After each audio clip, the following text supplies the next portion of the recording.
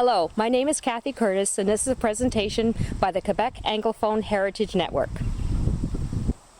I'm going to tell you about one of our interesting citizens of Stanstead County who left his mark in our history. His name doesn't appear on the Pioneer Monument, but he is one of our legendary characters.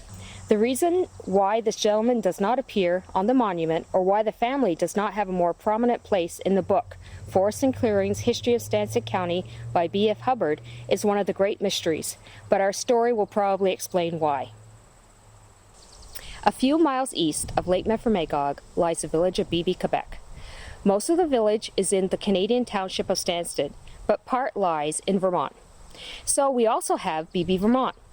The village is an international community with Canadian-American custom offices facing each other with a street of Canusa leading up to it, on one side in Canada with the other side in the U.S. Today I'm standing in the Beebe Main Street Cemetery. It's about half a kilometer from the Canadian-American border. Unfortunately, the stone of the person I want to talk about today no longer exists, as it was either damaged or perhaps made of wood. But this is the final resting place of the Beebe family, and it's the site that holds the remains of a man with an unusual story. The early settlers who moved into the area from the United States in the early years, shortly before and after 1800, cleared the forest and established farms, and created this thriving little village then called Beebe Plain. A sawmill was established here as the first business in 1863, and by 1869, Beebe Plain had a church, 2 stores, a post office, a customs house, and a few houses. The mining of granite was its primary industry and the main employer. Several quarrying companies contributed to the development of Beebe Plain and surrounding villages, and mining supported many stonemasons and sculptors as well. The stone mined here is known as Stanstead Grey, and it was mined on a large scale from the end of the 19th century. The development of the Montreal-Vermont Railway through the region in the mid-19th century also helped Beebe Plain to become a large and prosperous village. The names of the early settlers found in this cemetery include the Beebe family, the House family, which were close relatives of the Beebe family, and the Steele, Bigelow, and Stewart families.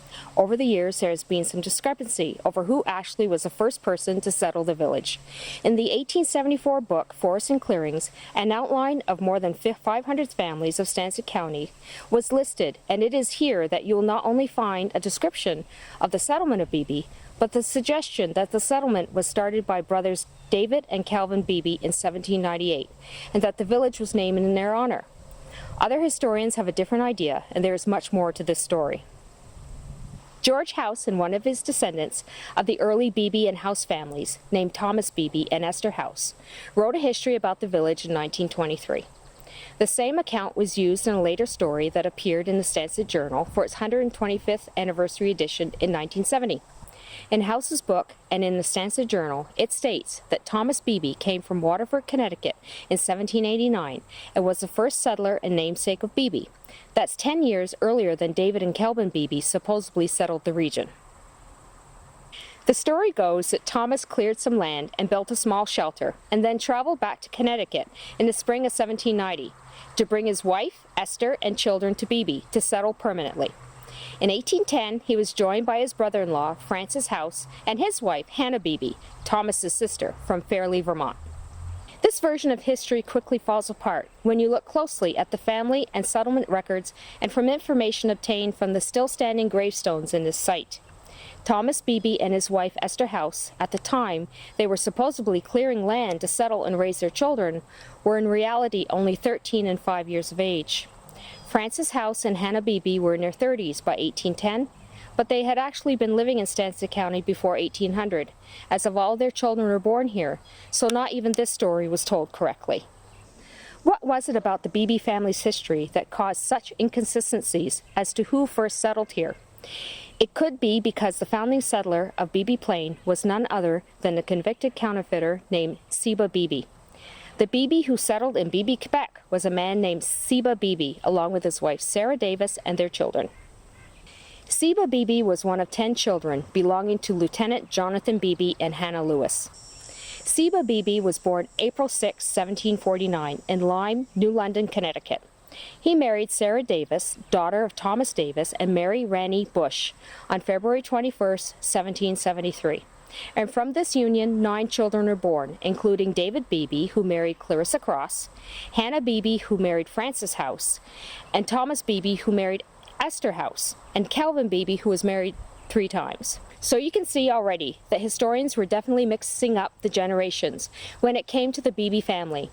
David was a brother of Seba, who never came to Canada, and Thomas, David, and Calvin were his sons, and none of these men were the founding father of Beebe Plain. That honor is Seba's alone.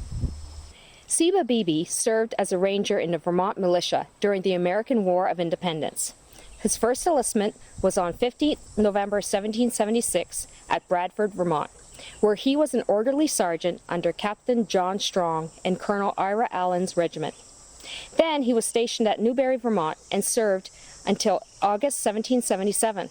In 1778, he was a corporal in Major Timothy Bedell's Corps of Rangers, based in New Hampshire.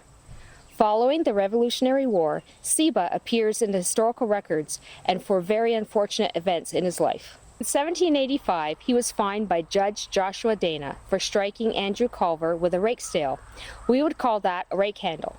In 1789, Seba was before Judge John Thorpe in another civil action, but in 1794, Seba was arrested in Stratford, Vermont, for falsely forging base metal in the likeness of 100 Spanish milled dollars, also known as pieces of 8, and passing the same, knowing them to be counterfeit.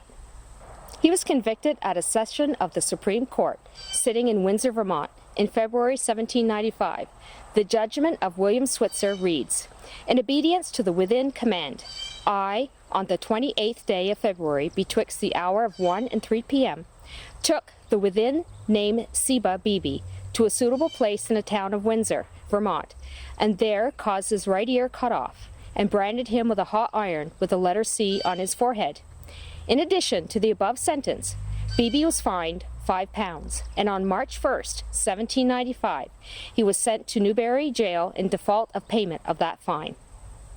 While counterfeiters were fined and jailed on the Canadian side of the border, it's shocking to hear what happened to counterfeiters on the American side. And although counterfeiting was a very common crime at the time, the sentence of mutilation and branding was certainly inhumane, but also common. Regular penalties for counterfeiting meant having the right ear cut off and the person branded with the letter C, and then being sent to a workhouse or the local jail, sometimes for life. If the counterfeiter ran away, he could be whipped after his capture. It would lead one to wonder why a family man of 45 years of age would do such a crime. Unfortunately, history does not record the reason. The lure of easy money and the promise that he could support his family was enough of an incentive, but in the end, the family suffered a great deal for his crime. In 1797, Seba moved to Beebe Plain on the Vermont-Quebec border, making a move via an oxen team. It was Seba and Sarah and their children that were the first settlers in what became known as Beebe Plain in Stanstead County. In his new country, Seba farmed and made a new life for himself and Sarah. His name never again appears as a man in trouble with the law.